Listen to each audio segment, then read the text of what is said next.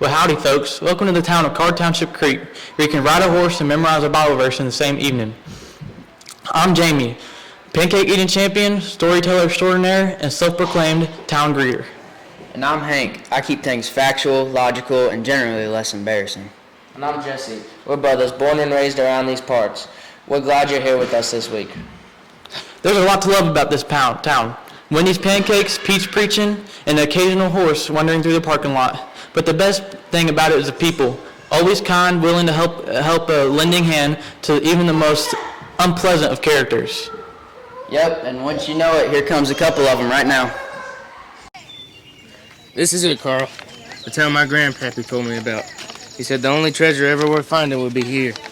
Sadly, he passed on before he could tell me anymore. But it's here. I can feel it. There ain't much of a town.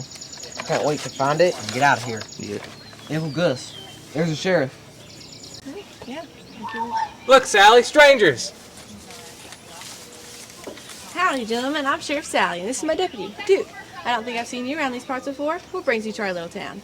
Yeah, why are you here? Evening, folks. My name's Gus, and this is my nephew, Carl. We traveled a long way to get here, but... Oh, we've heard tales of a treasure around these parts. You wouldn't happen to know anything about that, would you? Treasure, huh? I don't know a thing about any treasure. Well, if there is something wonderful and invaluable you can find here, Wonderful and valuable? Sounds like treasure to me.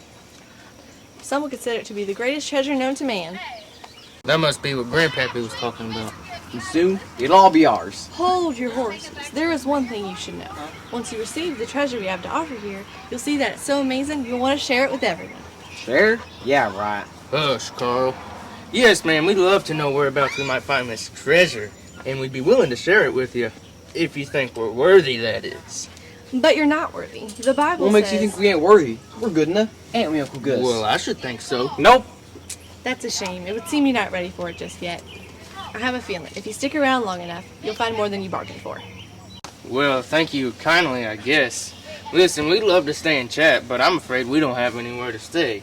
You wouldn't know anyone who'd be willing to help a few hungry and weary travelers now, would you? Well, you just so happen to be in the right place. You can get yourself a room here at the Big Blue Inn. I'll go find Mr. and Mrs. Blue. They're the most generous people in town. I'm sure they'd be willing to help out a couple of hungry and weary travelers. Duke tends to get distracted. I better go help him. You go on in. Yes, ma'am.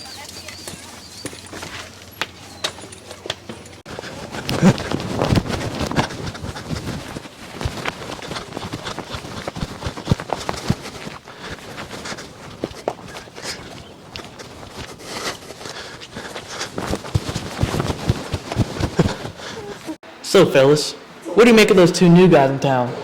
Are they up to no good, or just up to their necks? They sure seem to think their good is good enough. Is good enough? But we know that Romans 3:23 says, "For all have sinned and come short of the glory of God."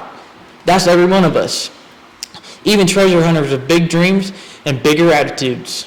I'm glad they're sticking around. They still got a lot to learn.